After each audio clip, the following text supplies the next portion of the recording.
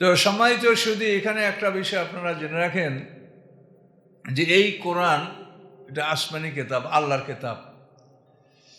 তো এই কিতাবকে শেখানোর জন্য, এই কিতাবের প্রশিক্ষণের জন্য আল্লাহ তাআলা শিক্ষক নিয়োগ করেন নিজের পক্ষ থেকে, নিজের ট্রেনিং দিয়ে জ্ঞানী বানাইয়া তারপর এই আসমানি কিতাবের শিক্ষক মনোনয়ন করেন আল্লাহ তাআলা। কোরআন আল্লাহর কিতাব, এটা মানুষের লেখা কিতাব না।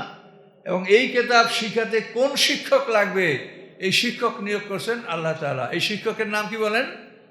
মুহাম্মদ রাসূলুল্লাহ সাল্লাল্লাহু আলাইহি ওয়াসাল্লাম। এই কথাটা বলার কারণ হলো যে বর্তমান যুগে আমাদের কাছে বিভিন্ন মহল থেকে যে প্রশ্নগুলো আসে, তাতে এক শ্রেণীর লোক মনে করে যে কোরআনে যা আছে এটি আমাদের যথেষ্ট, আর মুহাম্মদ সাল্লাল্লাহু আলাইহি ওয়াসাল্লামের দরকার নাই, বা তার যে তিনি কি বলছেন এটা আমাদের শোনার প্রয়োজন নাই। নাউযুবিল্লাহ। এই অনেক লোকের কাছে কোরআনের গবেষক হয়েছে, মাদ্রাসায় জীবনে পড়ে নেই। এর মধ্যে কোরআনের গবেষক মানে এরা আসলে ইসলামের শত্রুদের পক্ষে কাজ করে গোপনে। ইসলামের শত্রুদের পক্ষে আমাদের আলেমরাই কাজ করে যাচ্ছে। এটা আমরা চিহ্নিত করতে না পারলেও বিষয়টা 100% সত্য, এতে কোনো সন্দেহ নাই। তাহলে কিভাবে মানুষ আশ্চর্য ধরনের কথাবার্তা বলে। একটা আয়াতের তর্জমা, এটার অর্থ রাসূল কি আমল করছেন এটা চিন্তা না করেই নিজে যা বোঝেন তাই বলে দিচ্ছেন। কোরআনের অমুক আয়াতেই আসে না, অমুক আয়াতে এটা আসে না। ওরে বাপ রে বাপ, উনি নিজেই এগুলো সব বুঝে ফেলেছেন। আমার কাছে একদম মোবাইল করে বলেন যে কোরআনে আল্লাহ বলছেন যে উজু করো, মুখমণ্ডল ধৌত করো, ফাকসিল উজু হাকুম, মুখমণ্ডল ধৌত করো। তো আল্লাহ তাআলা তো এরকম কুলি আর ঘর করা মজমজা করতে তো আল্লাহ বলেন নাই, সেটা আমরা কেন করবো? ওরে বাপ রে, কত পণ্ডিত! আল্লাহ বলছে আর উনি বুঝে ফেলছেন। এটা আল্লাহ বললেন কাকে, তিনি এটা কি বুঝিয়েছেন, তিনি আমাদের কি করতে বলছেন, নিজে কি করছেন আর দেখবেন না আপনি? না, আপনি ওইটা পাইছেন আর আপনি পণ্ডিত হয়ে গেলেন। এই সমস্ত পণ্ডিতদের ঠিকানা যে কোথায় হবে আল্লাহই ভালো জানেন। তো আমরা বলি যে আল্লাহ যেন এদেরকে ফিরেই আনে এবং আল্লাহ যেন মাফ করে।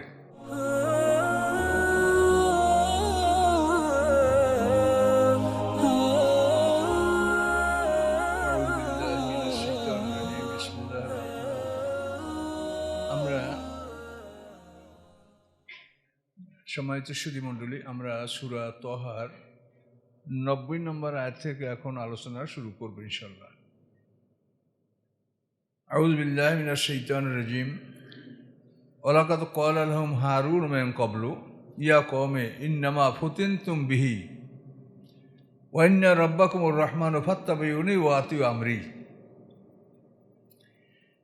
ঘটনা হচ্ছে যে মুসা আলাইহিস সালাম যখন তুর পাহাড়ে গেলেন তাওরাত কিতাব আনার জন্য, তখন হারুন আলাইহিস সালাম তার দায়িত্বে ছিলেন, জাতির দায়িত্বে, এবং সেখানে যে তারা গরুর বাচ্চাকে পূজা করেছিল এটা আপনারা শুনেছেন এই ঘটনা। তো এটাকে কোরআনে এখন ডিটেইলভাবে এখানে বলা হচ্ছে, অন্য অন্য জায়গায় সংক্ষিপ্ত আকারে ছিল, এখন বিস্তারিতভাবে বলা হচ্ছে। নিশ্চয়ই হারুন আলাইহিস সালাম তাদেরকে ইতিপূর্বেই বলেছিল যে আমার জাতি, নিশ্চয়ই তোমরা পরীক্ষার সম্মুখীন হলে, এই গরু বাচ্চা যে তোমরা পূজা করলে তোমরা পরীক্ষার সম্মুখীন হলে। ওয়াইন্না রাব্বাকুমুর রহমানু, নিশ্চয়ই তোমাদের রব হচ্ছেন রহমান।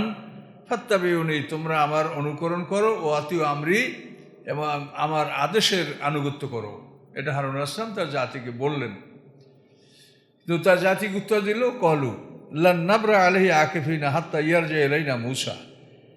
আমরা সবসময় এই গরুর বাচ্চার উপরে ইবাদতে রত থাকবো যতক্ষণ না মূসা আলাইহিস সালাম আমাদের কাছে ফিরে আসেন।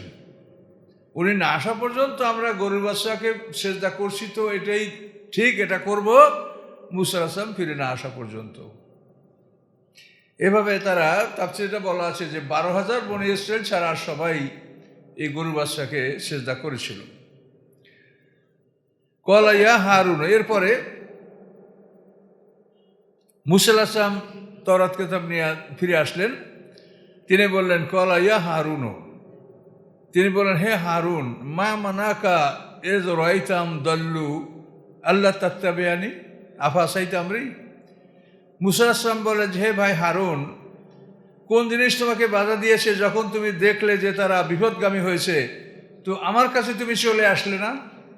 তুমি দ্রুত আমার কাছে চলে আসতে, কোন জিনিস তোমাকে বাধা দিয়েছে? আফা আসাইতে আমরি, তুমি কি আমার আদেশ অমান্য করেছো, আমার আদেশ অবাধ্য হয়েছ? এইভাবে মুসা আলাইহিস সালাম তার ভাই হারুন আলাইহিস সালামকে চার্জ করলেন।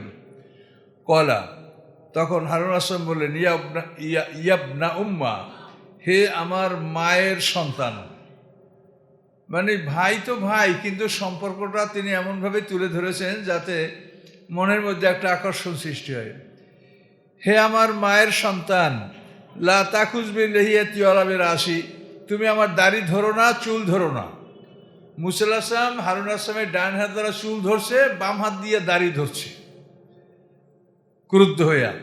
তখন বললেন যে, হে আমার মায়ের বেটা, তুমি আমার দাড়ি ধরো না, চুল ধরো না।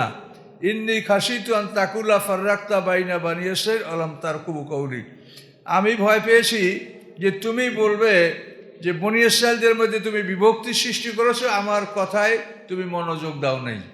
অর্থাৎ আমি যদি তাদের উপরে বিষয়টি নিয়ে আরও পিড়াপিড়ি করতাম তো ওরা বিভিন্ন দলে ভাগ হয়ে যেত।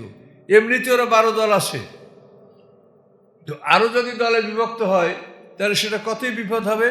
তো তুমি আমাকে এই কথা বলবে যে বনি ইসরাঈলকে তুমি বিভিন্ন দলে বিভক্ত করেছো, তো এই জন্য আমি আর ওদের উপরে হস্তক্ষেপ করি নি, ওরা যা করছে করবো, ওটুকু থাকুক, তো এক দলে থাকুক। হারুন আলাইহিস সালাম বক্তব্য হলো এই যে, তাদেরকে আমি বিভিন্ন দলে ভাগ করি নাই, ওরা এক দলে থাকুক, তা হয় তাই হবে। এখান থেকে আমাদের শিক্ষার যে বিষয় সেটা হলো এই যে, গরুকে সেজদা করতে তো হারাম শিরক, তারপরও কিন্তু দলের ভয়ে তাদের ভয়ে চাপ সৃষ্টি করা হয় না যে আরো দল সৃষ্টি হবে। দল সৃষ্টি হওয়াটা কত বড় একটা খারাপ জিনিস দেখেন। এই দল সৃষ্টি হওয়ার কারণে আমাদের কোনো মূল্য নাই, এবং এটা বিদেশিদেরও এটাই পলিসি, ডিভাইড অ্যান্ড রুল। এদেরকে ভাগ ভাগ করে রাখো, শাসন করো। এর একাত্রিত হলে তোমরা এদেরকে শাসন করতে পারবে না। এদের থিওরি হলো ডিভাইড অ্যান্ড রুল, বাস। এদের ভাগ ভাগ করে রাখো, শাসন করো। কাজেই আমরা এগুলির কোনো ঔষধ নাই, কোনো ব্যবস্থা নাই। এর একটাই ব্যবস্থা যে আমরা যদি কোরআনের কাছে ফিরে আসি তা আপনা আপনি আমাদের অনেকগুলি মতভেদ কমে যাবে। আর যদি কোরআনের কাছে ফিরে না আসি তো এটা আরও বাড়বে। এই জন্য এই কোরআনের কাছে ফিরে আসার দাওয়াত, এছাড়া অন্য কোনো বুদ্ধিতে এটা হবে না। দলাদলি ফিতনা ফাসাদ কমাতে হলে কোরআনের কাছে আসলে যা হয় তা উপকার হতে পারে, এছাড়া অন্য কোনো বিধানে এর উপকার হবে না। তো এরপরে মুসা আলাইহিস সালাম তার ভাইকে ছেড়ে দিলেন। ছেড়ে দেওয়ার পরে তিনি সামিরীকে এবার জিজ্ঞাসাবাদ করলেন। কলা ফামা খাতবুকা ইয়া সামিরিও, এই সামিরি, তোমার কি উদ্দেশ্য, তোমার কি মিশন, তুমি এটা কেন করলে? এই সামিরি নামক এই লোকটা, এটা ছিল বনী ইসরাঈলের জারর সন্তান। এই কিন্তু জিবরিল আমিনের পায়ের নিচে, জিবরিল আমিন যে ঘুড়ির উপরে সওয়ার হইয়া মুসা আলাইহিস সালামের আগে আগে চলতেছিলেন, এটা আপনাদেরকে বলা আছে। ওই ঘুড়ির পায়ের নিচের মাটি সংগ্রহ করে ও আসলে বেঁধে রেখেছিল, এবং গরুর বাচ্চা সৃষ্টি করে ওই গরুর বাচ্চার মুখে যখন জিবরিল আমিনের পায়ের নিচের মাটি এরকম ছিটায় দিল, তখন ওই বাছুরটা জীবিত হয়ে গেল। এ হলো ঘটনা। তো এখন মুসা আলাইহিস সালাম বলেন, সামিরি, তোমার কি উদ্দেশ্য বলো? তখন সামিরি সত্য কথা বলল। কলা বাসুর তো বেমাল আমি সুরভি, আমি দেখেছি এমন জিনিস যা অন্য কেউ আর দেখতে পায়নি। মানে ওই যে জিবরিল আমিনের ঘুড়ি, মুসা আলাইহিস সালাম টাট্টু ঘোড়ার উপর সওয়ার ছিল, আর ওই মুসা আলাইহিস সালামের ঘোড়াকে লোহিত সাগরের রাস্তায় নামানোর জন্যই আল্লাহর পক্ষ থেকে জিবরিল আমিনকে আল্লাহ একটা মাদি ঘোড়ার উপরে সওয়ার করে তাকে সামনে এনেছিলেন। তো সেই ঘুড়ি হচ্ছে হায়াত। হায়াত এবং মওয়াত দুটারই আকৃতি আছে।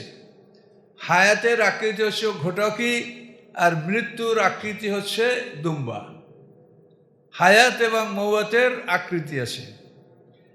মানে যে সৃষ্টিগুলি খালাক, আল্লাযী খালাকাল মাউতা ওয়াল হায়াতা, হায়াত এবং মওতকে আল্লাহ সৃষ্টি করেছেন, তার এটা আকৃতি আছে।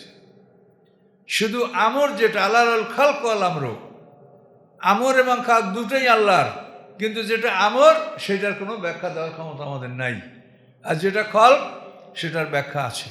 আমরা না জানলেও সেটার ব্যাখ্যা আছে। তখনও বলল, আমি এমন বস্তু দেখেছি যা ওরা দেখতে পায়নি কেউ। ফাকাবাস্তু কাবজাতাম মিন আসারের রাসূল, আমি রসুলের পায়ের নিচ থেকে এক মুষ্টি মাটি আমি সংগ্রহ করেছি। এই রাসূল হলেন জিবরিল আমিন। মুসা আলাইহিস সালাম জমিনের রসুল, জিবরিল আমিন আকাশের রাসূল। ফানাবাস্তুহা, এবং ওই মাটি আমি নিক্ষেপ করেছি। ও কাযালিকা সাওয়ালাত লি নাফসি, এবং এভাবেই আমার মন এই বিষয়টা আমাকে উত্তেজিত করেছে, সুশোভিত করেছে। আমার মন এই বিষয়টা, এই কাজটা করার জন্য উদ্বুদ্ধ হয়েছে। আমি মনের তাড়নায়, মনের ইচ্ছায়, আকাঙ্ক্ষায় আমি এই কাজটা করেছি। তো এটা বলার পরে এখন মুসা আলাইহিস সালাম কি বললেন? কলা ফাযহাব, তুমি যাও। ফাইন্নালা কাফিল হায়াতে আন তাকুলা লা মেসাস, দুনিয়াতে তোমার শাস্তি হচ্ছে এই, তুমি বলবে যে আমাকে কেউ স্পর্শ করো না। ওরে কেউ স্পর্শ করলেই যে স্পর্শ করবে তার গায়েও জ্বর উঠে যাবে, আর স্বামীর গায়ে, উভয় দুজনের গায়ে জ্বর উঠবে, ভীষণ জ্বর, অসুস্থ হয়ে পড়বে। এই জন্য মানুষ দেখলেই করে, ভাই আমাকে, আমার খবরদার, আমাকে কেউ ধরিও না। তাহলে এখন এই লোকটার জীবনটা কীরকম হয়ে গেল বলেন তো? একটা মানুষ এই অবস্থায় তার সংসার ধর্মটা কীরকম হতে পারে চিন্তা করি দেখেন। সে বলল আনতাকুলা, মুসা আলাইহিস সালাম বললেন যে তোমার জীবনের শাস্তি হলো এই যে তুমি বলবে লামেশাস, লামেশাস, আমাকে কেউ ছুঁয়ো না। ওই একাই মরুভূমিতে নির্জনে, যেখানে জনমানবহীন, সেখানেই সে বসবাস করতে বাধ্য হলো। কেউ তাকে স্পর্শ করলেই তার গায়ে জ্বর আসবে, অসুস্থ হবে। এটা হলো দুনিয়ায়। অন্য এলাকা মাওয়েদান লান্তুকলাফাহু, আর তোমার জন্য যে অন্য শাস্তির প্রতিশ্রুতি রয়েছে সেটা তুমি ফেল করবে না, সেটা অবশ্যই তুমি পাবে। সেটা তোমার জন্য আল্লাহ তাআলা শাস্তি নির্ধারণ করেছে, শিরকের শাস্তি, এবং একটা জাতিকে শিরকে লিপ্ত করার শাস্তি, এটা তুমি ভোগ করবে। অঞ্জুর, এবং তুমি দেখো, ইলা ইলাহিকাল্লাযী জলতা আলাইহি আকিফা, তুমি দেখো তুমি যে ইলাহকে সিজদা করেছো, যার ইবাদতে তুমি রত ছিলে, দেখো তার অবস্থাটা আমি কি করি।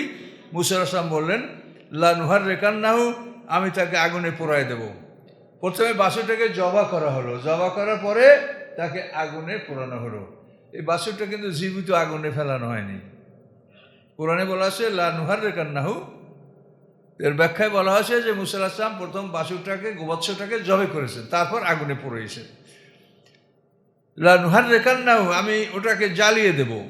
সুম্মা লা নানসিফান্নাহু ফিল ইয়াম্মি নাসফা, তারপর আমি ওটাকে সম্পূর্ণ নদীতে আমি ওকে ছিটিয়ে বিলীন করে দেব।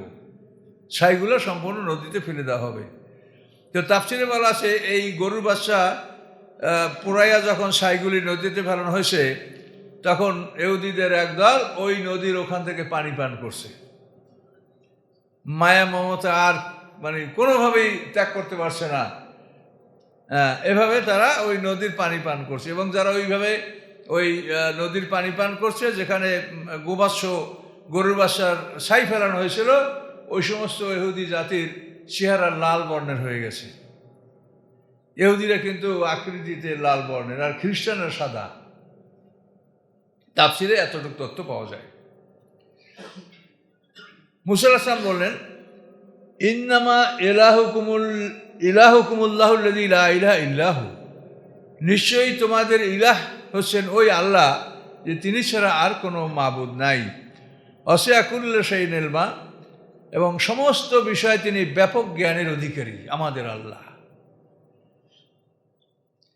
আল্লাহ বলেন কাযালিকা নাকুসু আলাইকা মিন আনবাই মা কাদ সাবাক, এভাবেই আমি খবরগুলি আপনাকে জানিয়ে দিলাম, যেগুলি অতীত হয়েছে, যেগুলি মানে পার হয়ে গেছে, সেগুলি আপনাকে আমি জানালাম। অর্থাৎ মুসা আলাইহিস সালাম আমাদের মানে অনেক সিনিয়র, অর্থাৎ রাসূলদের মধ্যে প্রথম রাসূল হলেন মুসা আলাইহিস সালাম। তো মুসা আলাইহিস সালামের পরে ১,৫০০ বছর পরে আসে দাউদ আলাইহিস সালাম।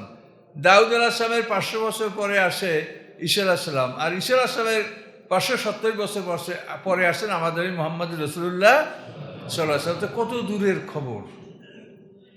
এদিকে প্রায় ১১০০ বছর, আর ওদিকে ১৫০০ বছর, ২২০০ বছর।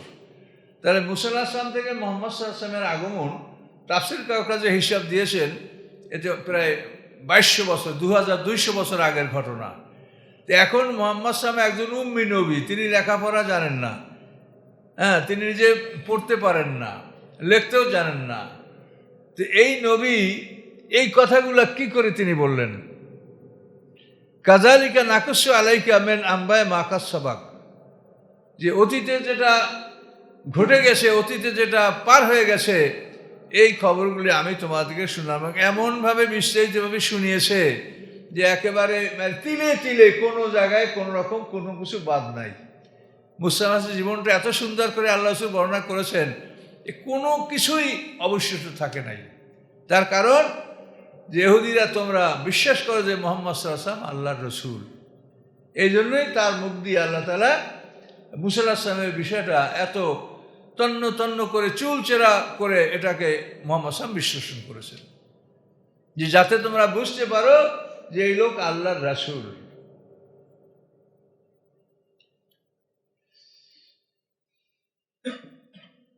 কাযালিকা নাকুসু আলাইকা মিন আম্বায়ে মা কাদ সাবাক ওয়াকাদ আতাইনাকা মিন লাদুন্না যিকরা।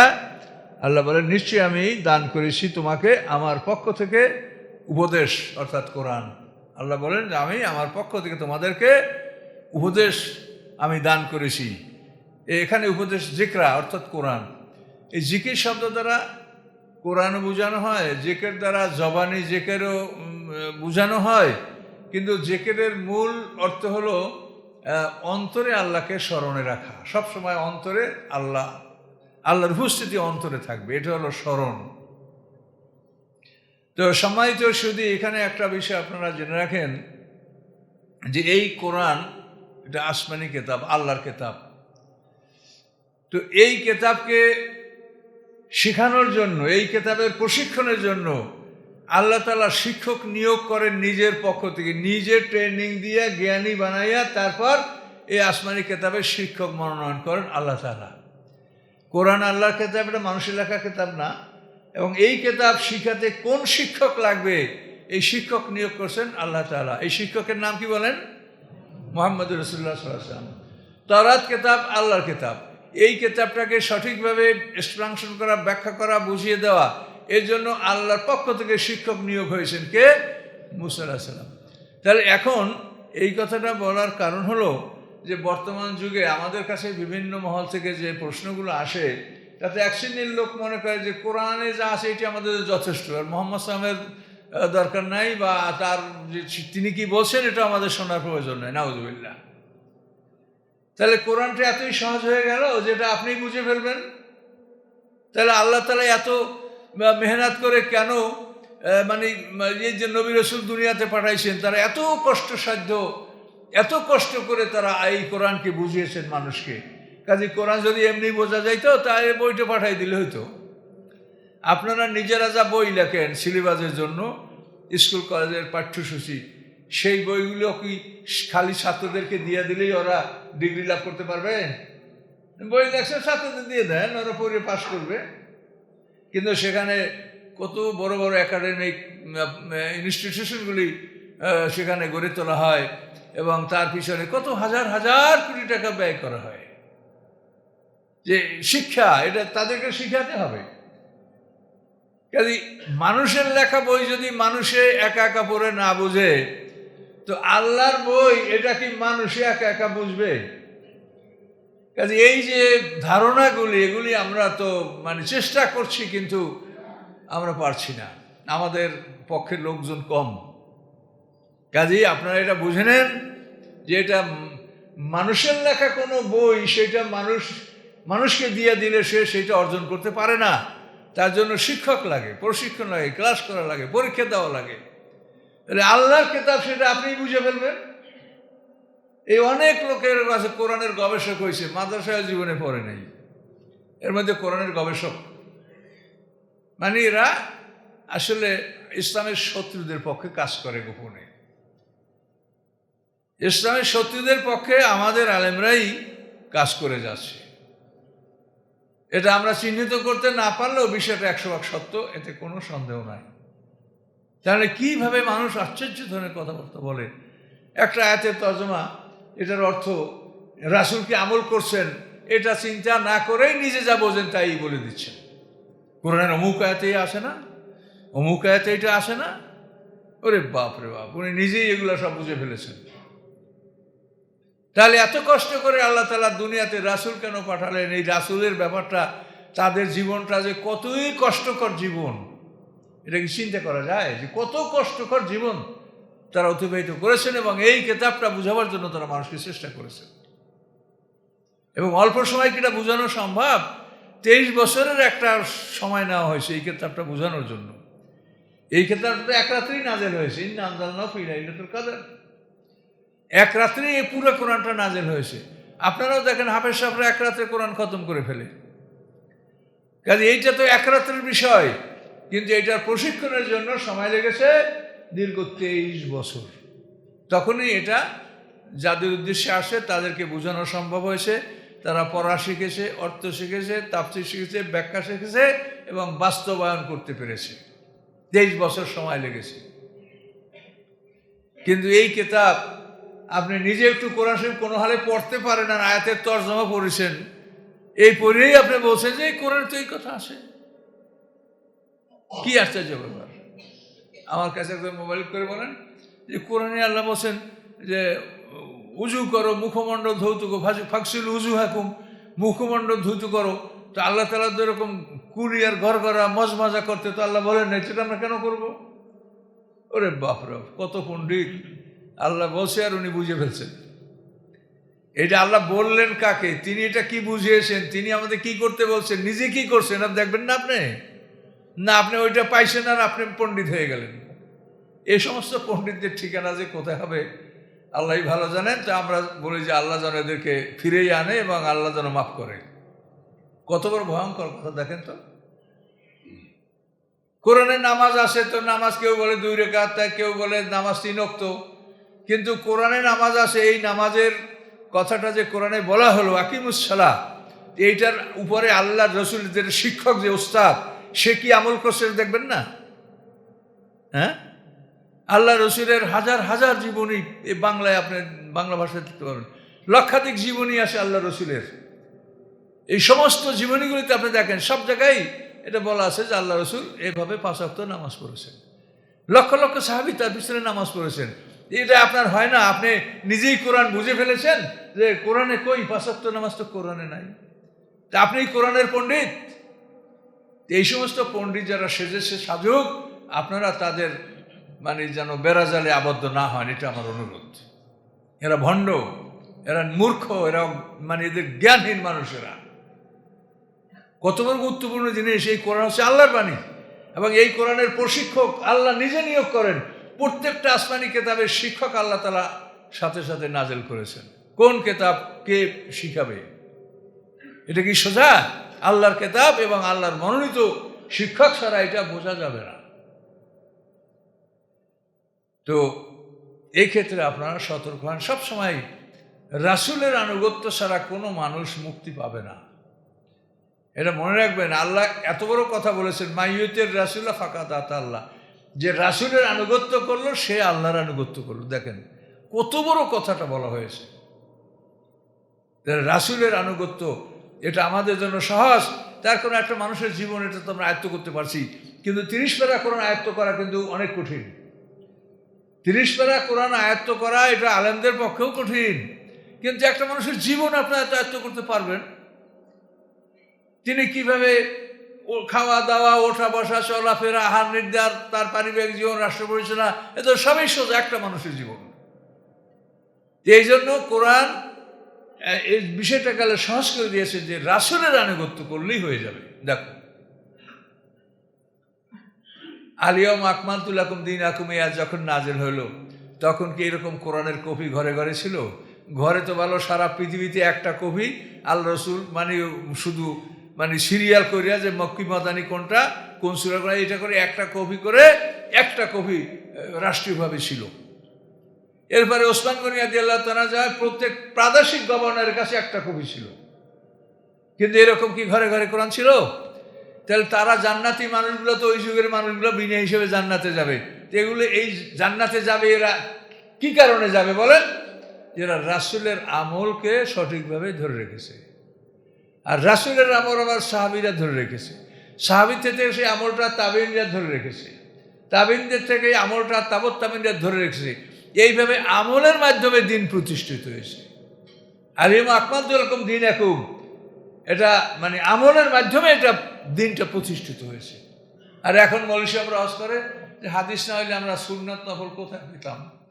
তাহলে আপনি 200 বছর পরে সুন্নাত নফল পেয়েছেন, আর এই 200 বছর আগের লোকেরা সুন্নাত নফল পড়ে নাই, বিনা সুন্নতেই তারা বেহেশতের প্রথম দরজাগুলো লাভ করবে? কত বড় অদ্ভুত কথা আলেমদের, দেখেন তো। কাজে এই জন্য জ্ঞান অর্জন করতে হবে। আমরা শুধু লেবাস সর্বস্ব আলেম হলে হবে না, জ্ঞান অর্জন করতে হবে, জানতে হবে, বিষয়টা বুঝতে হবে যে রাসূলের আমল কি ছিল, এটাই অনুসন্ধান করা আপনার একমাত্র কাজ।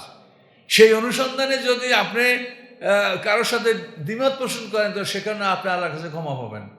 আপনি অনুসন্ধান করে এটা পেয়েছেন, করেন, আর একজন অনুসন্ধান করে যদি অন্য কিছু পেয়ে থাকে তো আপনি করেন। কিন্তু আমার মনে হয় যে রাসূলের জীবনের ব্যাপারে এরকম খুব একটা মতভেদ আপনি পাবেন না। তার কারণ কোরআন যেভাবে হেফাজত করা হয়েছে, আর কোরআনের বাস্তব নমুনা হলো মুহাম্মদ সাল্লাল্লাহু আলাইহি ওয়াসাল্লাম, কাজী তার জীবনটাকে ওইভাবেই সংরক্ষণ করা হয়েছে। তার জীবনের ব্যাপারেও কেউ গাঁজা খিচুড়ি বা মানে অতিরঞ্জিত কম বেশি করা এটা পারবে না, আল্লাহ করতে দিবে না। যেহেতু রাসূল সাল্লাল্লাহু আলাইহি ওয়াসাল্লাম হলেন বাস্তব কোরআন, কোরআনের বাস্তবতা হলো রাসূল সাল্লাল্লাহু আলাইহি ওয়াসাল্লামের জীবনের মধ্যে, এই জন্য তার জীবনটাকে বিকৃত করতে দেওয়া হবে না। এটা আপনারা মানবে না, দুনিয়ার মানুষ মানবে না। রাসূল সম্বন্ধে কোনো একটু উল্টাপাল্টা কথা হইলে দুনিয়ার মানুষ মানে সারা দুনিয়ায় ঝড় তুফান উঠে যায়। তার কারণ এই লোকের জীবনীটাকে নড়চড় করানো যাবে না। এটা আল্লাহর পক্ষ থেকে এটা হেফাজতে থাকবে এই জীবনটা, যেহেতু এটা কোরআনের বাস্তব আমল, এই জন্য এটা হেফাজতে থাকবে। এখন আল্লাহ বলেন যে আমি আপনাকে আমার পক্ষ থেকে জিকির দান করেছি। জিকির মানে এখানে কোরআন, আপনাকে আমি কোরআন দান করেছি। ইন্না নাহনু নাযালনা যিকরা ওয়া ইন্না লাহু লাহাফিজুন, সূরা হিজরের 9 নম্বর আয়াত। আল্লাহ বলেন নিশ্চয়ই আমি কোরআন নাজিল করেছি, জিকরা, ইন্না নাহনু নাযালনা যিকরা, যিকরা মানে কোরআন, ওয়া ইন্না লাহু লাহাফিজুন, এবং কোরআনের হেফাজতকারী আমি আল্লাহ। এখানে আল্লাহ বলেন আপনাকে আমার পক্ষ থেকে আমি কোরআন দান করেছি। এখন মান আরাদা আনহু, এই কোরআন থেকে যে ফিরে থাকবে, ফাইন্নাহু ইয়াহমিলু ইয়াউমাল কিয়ামাতে ভেজরা, কিয়ামতের দিন সে পাপের বোঝা পিঠে করে নিয়ে উঠবে। কথা বুঝতে পারছেন? এই কোরআন থেকে যারা ফিরে থাকবে পরকালে তারা পাপের বোঝা পিঠে করে নিয়ে উঠবে। প্রত্যেকটা মানুষ পাপের বোঝা পিঠে করে নিয়ে উঠবে। অহম ইয়াহমিলুনা আওজারহুম আলা যুহুরিহিম, আল্লাহ বলেন তারা তাদের পাপের বোঝাগুলি পিঠে করে নিয়ে উঠবে। তাতে পিঠ যত বড় বানানো লাগে বানাবে। যারা বড় বড় চোর, মনে করেন 1 লক্ষ ব্যাগ সিমেন্ট নষ্ট করছে, দেয় নেই, বা 1 লক্ষ ব্যারের আলকাতরা কম দিয়েছে, এই সমস্ত বড় বড় চোররা এগুলো পিঠে নিয়েই উঠবে। তো পিঠ খুব বড় করে বানানো হবে। জাহান্নামে একটা দাঁত হবে উহুদ পাহাড়ের মতো। তো উহুদ পাহাড়ের মতো যদি দাঁত হয়, তো উহুদ পাহাড়ের মতো 32টা দাঁত সেট করলে কত বড় মুখমণ্ডল লাগবে? হ্যাঁ, শ্রীলঙ্কার মতো মাথা না হলে তো এটা সেট হবে না। তা অত বড় মাথা হইলে তার দেহটাও তো আবার ভারতবর্ষের মতো হওয়া লাগবে কি? তাহলে এইভাবে বড় বড় মানুষ করে পাপের বোঝা সহ তারা হাসরের ময়দানে উঠবে। 50টা দৃশ্য হবে, এক একটা দৃশ্য এক এক রকম হবে। এই একটা দৃশ্য যে ওই সময় পাপের বোঝাগুলি তারা মাথায় করে পিঠে করে নিয়ে মাঠে উঠবে।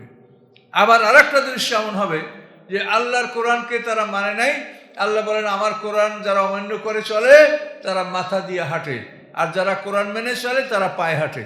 হাসরের ময়দানে এই মানুষগুলো উল্টোভাবে চলবে আল্লাহ তাআলা। একটা দৃশ্য, সব পা উপরে মাথা নিচে। কারা? যারা কোরআনকে বাদ দিয়া মানব রচিত আইনে যারা চলার চেষ্টা করছে। আফামাইয়ামশি মুকাব্বান আল্লাহ হাদা, আল্লাহ বলেন যদি চেহারার উপরে ভর করে পা উপর রেখে মানুষ চলে সে কি ভালো চলতে পারে? সূরা মুলকের মধ্যে দেখেন আল্লাহ বলেছে কথা কোরআনে। এরকম একটা দৃশ্য হবে যে পাগুলি উপরে মস্তিষ্কের উপরে ভর করে হাঁটছে মানুষ হাসরের ময়দানে। এইভাবে করে করে 50টা দৃশ্য হবে।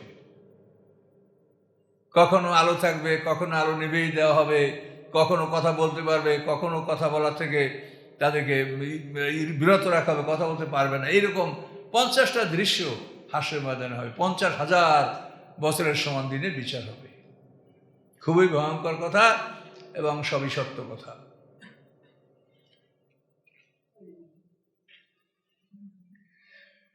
খালিদিনা ফিহা, তারা শাস্তির মধ্যে অনন্তকাল থাকবে। ওয়া সালাম ইয়াউমাল কিয়ামাতে হিমলা, এবং কিয়ামতের দিন তাদের এই বোঝাগুলি তারা যে বহন করবে এটা অত্যন্ত নিকৃষ্ট বোঝা, এগুলি পিঠে নিয়েই তাদের উঠতে হবে। দান, খয়রাত, এ সমস্ত ক্ষেত্রে আল্লাহ বলেছেন যে তুমি সম্পদ ব্যয় করছো আল্লাহর পথে, আমি সব দিব, কিন্তু তুমি কার সম্পদ ব্যয় করেছো, আমি সম্পদের সবটা আমি তাকে দিব। কথা বলতে পারছেন? পৃথিবীতে বহু মানুষ মানে কোটি কোটি টাকা আয় করিয়া এখন মাদ্রাসা করছে, লিল্লা বোর্ডিং করছে, এতিমখানা করছে, সব হবে না? মানুষের দান করে এগুলাতে, নিজেরা দান, সব তো হবেই, কিন্তু আল্লাহ বলেন তুমি কার কার টাকা মারিয়া এটা করছো, আমি সবটা তাকে তাকে দিব, এটা হিসাবে আল্লাহর কাছে আছে। কথা বুঝতে পারছেন? এটা আমাদের এলাকা আমরা দেখি যে বিশাল মানে কমপ্লেক্স, মানে সে সরকারের খুব গুরুত্বপূর্ণ ডিপার্টমেন্টে কাজ করছে, তো এভাবে বিশাল কমপ্লেক্স চলছে, মসজিদ আছে, এতিমখানা আছে, লিল্লা বোর্ডিং আছে, হাফিজি মাদ্রাসা আছে। আর পাশাপাশি আমরা দেখতে পাই আমাদের ওই এলাকায় একটা লোক, এই নূর মোহাম্মদ সিএসপি, আপনারা লোকটার নাম শুনতে পারেন, উনি পোস্টমাস্টার জেনারেল ছিলেন, তো জয়েন্ট সেক্রেটারি না এডিশনাল সেক্রেটারি হইয়া, মানে এক সেক্রেটারি হইতে 1 পয়েন্ট বাকি ছিল, এভাবে উনি রিটায়ার করছেন। তো এই লোক এত বড় চাকরি করত, তার বাবায় প্রত্যেক মাসে তার চাউলের টাকাটা পাঠাই দিত। তো বলতো যে আমার নূর মোহাম্মদ ঘুষ খায় না, আমি ও খাবে কি, তো ওর আমি চাউলের টাকাটা দিই যে অন্তত যেন না খাইয়া ও না থাকে। তাহলে যদি একজন মানুষ সঠিকভাবে চাকরি করে তাহলে বাবা তার চাউলের টাকা পাঠাবে। আমি বিচারকদের যে ডাইজেস্ট, ওনাদের যে ইগুলো বাইর হয়, বইগুলা কি বলে, প্রবন্ধ আকারে যে বই বাইর হয়, সেইখানে আমি দেখছি একজন সিনিয়র বিচারক জুনিয়রদেরকে বলছেন যে তোমরা এই চাকরি নিয়েছো, পেটে গামছা বাঁধতে পারবা, এই চাকরিতে যে বেতন পাওয়াতে তুমি তো পেট ভরে খাইতে পারবা না, তোমার তো পেটে গামছা বাঁধা লাগবে।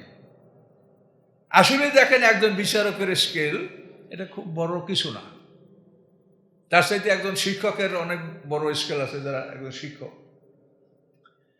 তো এখন দেখেন যে আসলে যাদের ব্যাপারে এরকম কথা যে তুমি বিচারক হয়েছো, পেটে গামছা বাঁধতে পারবে, আমি নিজেই এই ভাষাটা পড়েছি, বিচারকদের একটা ডাইজেস্ট, একটা ম্যাগাজিন, এটা আমি পড়েছি। তাহলে আসলে একটা মানুষ যদি সঠিকভাবে কাজ করে তাহলে পেটে ভাতেই তার জীবনটা কাটানো খুব মুশকিল হয়ে যায়। এখন অবশ্য অনেক বেতন ভাতা ভালো হয়েছে, তারপরও এই ভালো হলে এগুলোই দিয়ে রাজা আপনি একেবারে 10 তলা বিল্ডিং করতে পারেন, এটা তো কল্পনা করা যায় না। আপনি ভালো চলতে পারবেন, এটা এখন আমাদের দেশে ভালো বেতনের ব্যবস্থা করা হয়েছে যাতে মানুষ অন্তত ভালোভাবে চলতে পারবে, এটা হয়েছে। কিন্তু তার মানে এই না যে আপনি 10 তলা 10টা বিল্ডিং করতে পারবেন, না তো আপনি পারবেন না।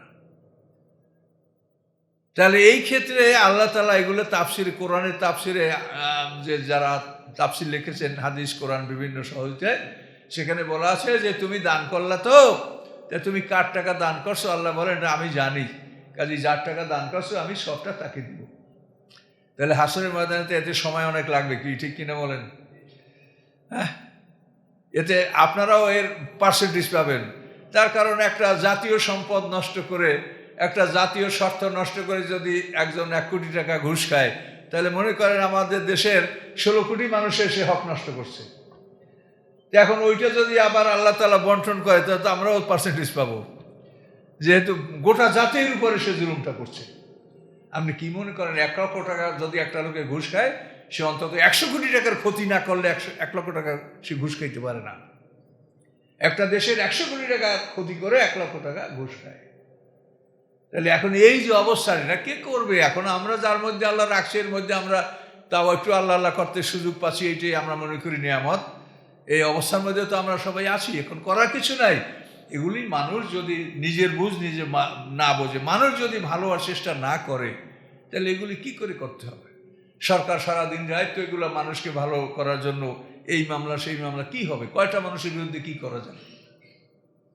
কাজে এই জন্য এটার একমাত্র ঔষধ হলো কোরআনের শিক্ষা, রাসূলের জীবন শিক্ষা, এই আদর্শগুলি জানানো, পরকাল সম্বন্ধে মানুষের অন্তরে ভয়ভীতি সৃষ্টি হওয়া এবং জান্নাতের অন্তরে আশা সৃষ্টি হওয়া যে আমি জান্নাতে যাব। এই আশা সৃষ্টি হলে তখন মানুষ ইচ্ছাকৃতভাবে এই অবস্থা থেকে ফিরে আসবে।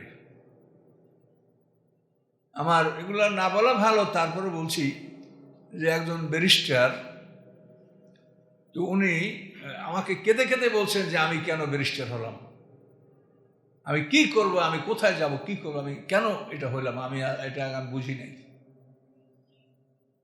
এখন যদি একটা মানুষ বোঝে তখন সে কাঁদবে যে আমি এটা কেন হইলাম, এটা কেন করলাম।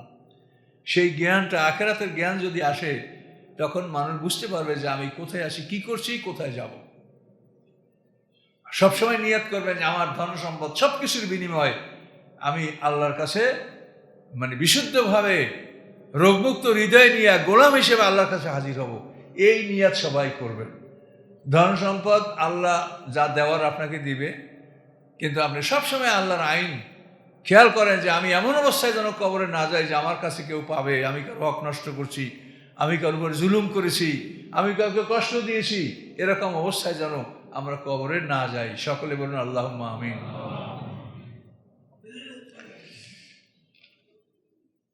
আল্লাহ বলেন ইয়াউমা ইউনফাখু বিস-সূর ওয়া নাহশুরুল মুজরিমিনা ইয়াউমাইযিন যুরকা, যেদিন বাঁশি বাজানো হবে, অর্থাৎ ইসরাফিল আলাইহিস সালাম সিংহা ফুঁকাবেন, বাঁশি বাজাবেন।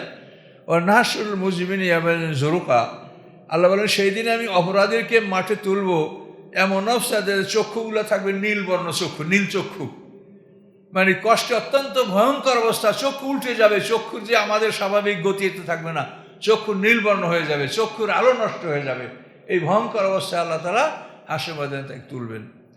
অন্য এতে আছে একটা সরাসরি যে আল্লাহ তাদেরকে অন্ধ করে তুলবেন। তাহলে এই যে 50টা দৃশ্য, ও নাহশুরু ইয়াউমাল কিয়ামাতি আমা, আল্লাহ তাআলা বলছেন আমি তাদেরকে কিয়ামতের দিন অন্ধ করে তুলবো, চোখ নাই। তো বলবে ক্বালা রাব্বি লিমা হাশারতানি আমা ওয়াকাদ কুনতু বাসীরা, আল্লাহ আপনি আমাকে অন্ধ করে তুললেন কেন, আমার তো চোখ ছিল, আমি তো দৃষ্টিশক্তি সম্পন্ন ছিলাম পৃথিবীতে। তা আল্লাহ বলেন ওয়াকাযালিকা আতাতকা আয়াতুনা ফানাসিতাহা, যে আমার আয়াতগুলি তোমার কাছে গেছিলা, তো তুমি চোখ ধরে তো আমার আয়াতগুলি দিয়ে তাকাও নয়, তা তুমি আয়াতগুলি যেমন তাকাও না চোখ দিয়া, তা আজকে আমি তোমার চোখ বন্ধ করে দিলাম। এই চোখের আর কোনো মূল্য নাই, এই চোখের কোনো কাজ নাই।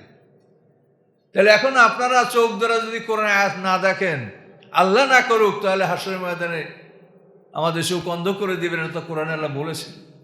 কাজেই কোরআন চোখ দিয়ে দেখেন, চোখ দিয়ে কোরআন দেখেন, তাফসির পড়েন। এখন বাংলায় অনেক গ্রন্থ আছে, আমি আপনাদেরকে সবসময় বলবো কোরআন তাফসির, রাসূলের জীবনী, এছাড়া আপনি কোনো বই পড়বেন না। এই দুইটাই আপনি আয়ত্ত করতে পারবেন না, এর আগে দেখবেন আজরাইল হাজির হয়ে গেছে। আমি নিজে বুঝি, আমি পড়াশোনা করিতে আমি নিজে হিসাবে বুঝি, হয়তোবা মানুষের চাইতে মানুষ আমার চাইতেও কেউ মেধাবী থাকবে, কেউ কম বেশি থাকবে, কিন্তু তারপর একটা অনুমান করা যায় যে একটা মানুষ এই দুইটা জিনিস আয়ত্ত করাই তার জন্য যথেষ্ট। এটাই তার, সে পারতে চাবে না একটা মানুষ যে কোরআন আয়ত্ত করবে, রাসূলের জীবনী আয়ত্ত করবে। তো আপনাদেরকে আমি বেশি করে বলবো যে রাসূল সাল্লাল্লাহু আলাইহি ওয়াসাল্লামের জীবনী আয়ত্ত করেন। তো রাসূলের জীবনী আমি নিজে লিখিনি, এই জন্য যে হাজার হাজার জীবনী আল্লাহ রসুলের আছে, কিন্তু তারপরও আমার মনে হয় যে আমি একটু লিখবো। তার কারণ যে বইগুলো আমি আপনাদেরকেও পড়তে বলি সেগুলো মিলেই দেখি যে তার মধ্যেও টুকটাক ভুল ভ্রান্তি আছে। আর ভুল ছাড়া কেউ লিখতে পারবে না, যেই যত ভালো হোক ভুল থাকবে, আমি লেখলেও হয়তো ভুল থাকবে। তো সেটা আমি চিন্তা করবো আমার তাফসির বের হয়ে যাওয়ার পরে। মানুষের দুইটা আপত্তি, একটা হলো ইতিহাসের উপরে, যে আপনি ইতিহাসের বই লেখেন, ওই যে উমাইয়াদের যে 91 বছরের ইতিহাস, কারবালা ইতিহাস, সাহাবা ইকরাম, এগুলোর উপরে মানুষ আসলে সঠিক কোনো ইতিহাস খুঁজে পাচ্ছে না। তো এগুলি আমি দোয়া করেন যদি আমার তাফসির বের করার পরে আল্লাহ সময় দেন, তাহলে আমি এটা চিন্তা করব। আর না হলে তো যা আছে তার উপরেই নির্ভর করে চলতে হবে। তো আপনারা বেশি কিছু পড়ার চেষ্টা করবেন না, রাসূলের জীবনী, কোরআন, রাসূলের জীবনীটা একেবারে মুখস্থ করেন যে তিনি কেমন ছিলেন, কি ছিলেন, ওইভাবেই আমরা চলার চেষ্টা করব। তো আল্লাহ বলেন সেদিন আমি তাদের চক্ষু, নীলবর্ণ চক্ষু নিয়ে তারা হাসরের ময়দানে উঠবে, এবং এই চোখে তাদের দৃষ্টিশক্তি থাকবে না, দৃষ্টি হারিয়ে ফেলবে। ইয়াতাখাফাতুনা বাইনাহুম, এবং তারা চুপি চুপি একে অপরকে বলবে, ইন লাবিস্তুম ইল্লা আশারা, তোমরা 10 দিনের বেশি পৃথিবীতে থাকো নাই। এই যে শত শত বছর বাঁচার পরে হাসর ময়দান উঠবে, তখন চুপি চুপি বলবে, এই কি হলো, কয়দিন থাইকে আসলাম এখানে, তোমরা তো 10 দিনের বেশি এখানে থাকো নাই। আল্লাহ বলেন, নাহনু আ'লামু বিমা ইয়াকুলুন, ওরা যা বলে আল্লাহ বলেন এটা আমি ভালো জানি যে ওরা কি বলে। ইজ ইয়াকুলু আমসালুম তরিকাতান ইল লাবিস্তুম ইল্লা ইয়াওমা, তাদের মধ্যে যারা পথের দিক থেকে উত্তম পথে ছিল তারা বলবে যে 10 দিন না 10 দিন না 1 দিন ছিল, তোমরা পৃথিবীতে 1 দিন ছিল। সেই 1 দিনের জন্য আমরা পৃথিবীতে কি হুলস্থুল করে আমরা বেড়াচ্ছি। আল্লাহর এই কথাটা আল্লাহর কোরআনের। তাহলে আমাদের জীবনে তো আপনারা শুনেছেন আমার আলোচনায় যে এই পৃথিবী হচ্ছে পরীক্ষার হল। এখানে আমরা পরীক্ষা দেব, প্রশ্নপত্র আল কোরআন, উত্তরপত্র গলায় লটকানো আমলনামা। এই পরীক্ষা আমরা দেওয়ার পরে আল্লাহ যখন মনে করেন পরীক্ষা হয়ে গেছে, তখন আমাদেরকে মানে ডিটাচ করবেন, অর্থাৎ এই যে 2টা ভাগ, মানে শারীরিক দেহ আর আধ্যাত্মিক দেহ, এই 2টা ভাগ করে আমাদেরকে এক অংশ মাটিতে ফেলাই রাখা হবে, আর এক অংশ ইংলিশ সিজনে চলে যাবে। এভাবে পৃথক করে আমাদেরকে রেখে দেওয়া হবে।